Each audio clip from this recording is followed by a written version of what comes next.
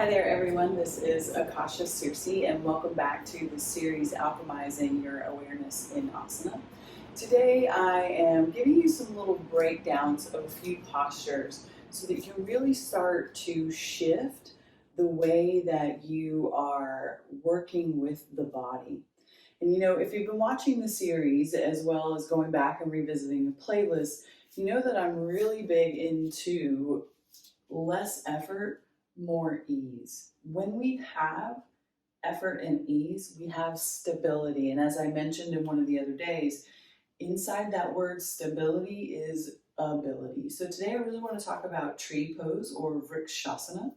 This is a pose that I see a lot of people struggle with. And I think a lot of the times that they're struggling with it is because they don't understand the mechanics of what needs to happen in the pelvic loop, the core loop, as well as the chest in order to drive energy downward. So, we also talked about upward moving energy, downward moving energy, and then energy that spirals around. And if you're familiar with John Friend, creator of Anusara Yoga, he really did this wonderful job of fusing Iyengar style alignments and Chinese energy theory and meridian theory. And the way he would always say a class beginning or a practice beginning was to be open to grace. That grace is effort and ease flowing through you because you understand how energy moves in the shape, not just how you're doing the shape, right? I've been talking about this a lot over the last few days. So today, the thing that I really want you to be aware of is what's happening in the foot and the inner thigh in tree pose. And we're actually going to start this on the floor. So have a seat with me on the mat. Take the legs out in front of you and bring your left foot into the inner right thigh. You'll know this is head to knee pose. So what's great about just having this awareness here before we stand up is you can start to understand how the energy moves. So you can see as I bring the left foot into the inner right thigh, my body opens out to the 45 degree angle because of this asymmetrical movement of the hips. It's trying to keep things in balance or in symmetry.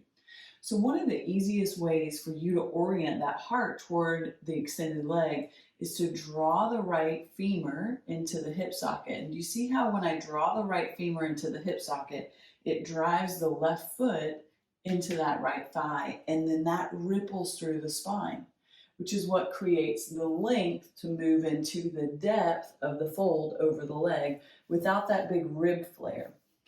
So in tree pose, it's the same movement. We're driving energy through the standing leg, but we're also drawing that femur into the hip socket. That ripples through the spine as we press that left foot into the right inner thigh.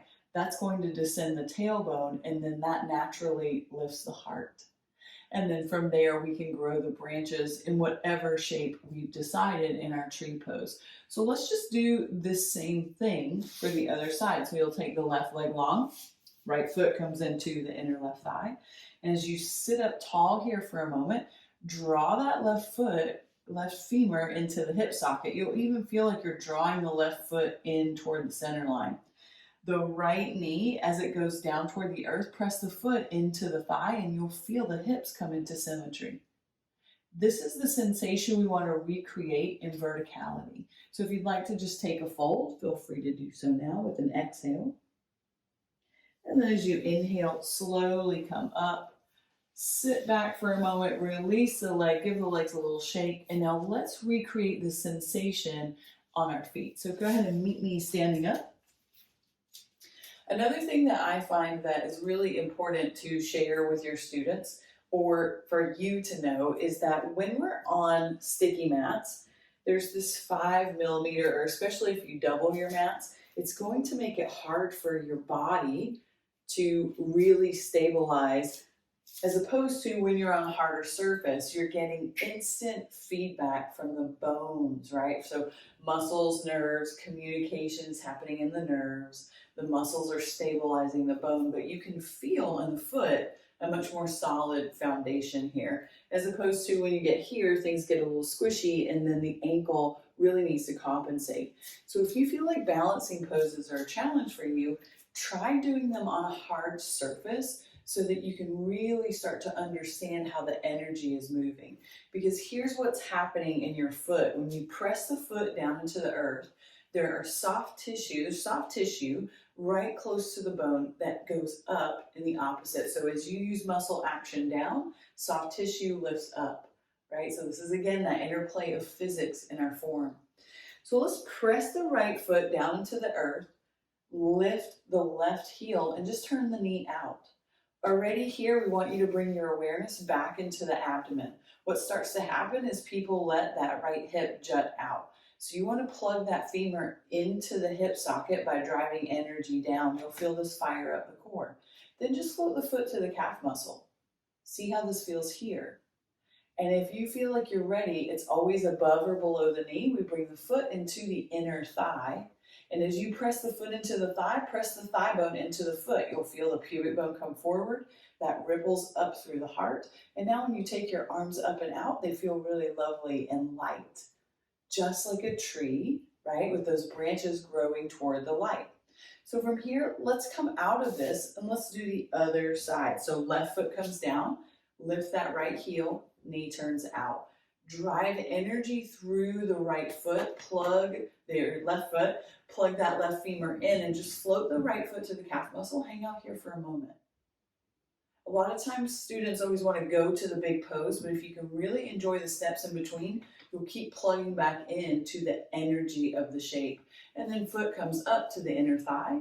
As foot presses into the inner thigh, it's going to drive the femur out. So you want to drive that femur by drawing it back up and in. So you're really activating foot and inner thigh together here.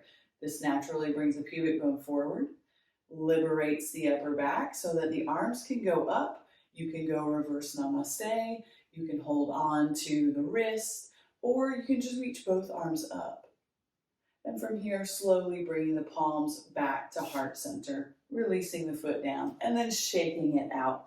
I'm really hoping for you to have an experience here that allows you to understand the congruency between the action required in vrksasana or head to knee pose is the same as what is being facilitated energetically in vrksasana or tree pose.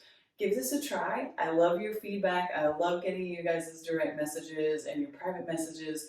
Keep them coming, and then keep your eye out for the next video. In the meantime, stay illuminated